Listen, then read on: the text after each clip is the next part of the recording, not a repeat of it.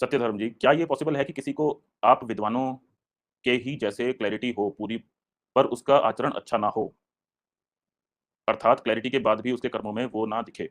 देखिए भाई ऐसा है कि जिसको बिल्कुल हो सकता है ऐसा कि मन में क्लैरिटी है परंतु इंद्रियों के द्वारा वह व्यक्ति अम, इंद्रियों के द्वारा डोमिनेट किया जा रहा हो, तो हो सकता है कि उसको ये पता होने के बाद में भी कि ये चीज़ गलत है। होता है जीवन में बहुत बार ऐसे कि जब आपको पता होता है कि ये कार्य गलत है, परंतु आप रोक नहीं पाते। जितने भी लोग सिगरेट पीते हैं, शराब पीते हैं, नशा करते हैं या कुछ भी और भी कार्य करते हैं, उनमें से बहुत सारे लोगों को पता होता है कि ये गलत है। परंतु उसके बाद में भी अपने आदत के कारण, अपने संस्कार के कारण वो करते हैं। तो ये एक बात है। क्लैरिटी देखिए ऐसा होता है कि आचरण से कर्मों को करने से आचरण से क्लैरिटी और बढ़ती है। ज्ञान, कर्म और उपासना ये 3 अंग होते हैं। इन तीनों से एक-दूसरे की क्लैरिटी बढ़ती है। जो व्यक्ति जीवन में कर्म कर रहा होगा, उसके ज्ञान की क्लैरिटी दूसरे से बहुत अच्छी होगी।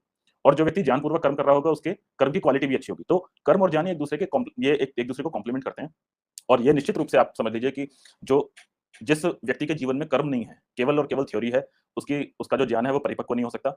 और जिस व्यक्ति के जीवन में केवल क्रिया ही क्रिया है और उसके जीवन में विद्या नहीं है या ज्ञान नहीं है, उस व्यक्ति का क्रिया वो केवल क्रिया हो सकती है, वो कर्म नहीं हो सकता। तो इसलिए कर्म और ज्ञान ये एक-दूसरे को पूरक हैं।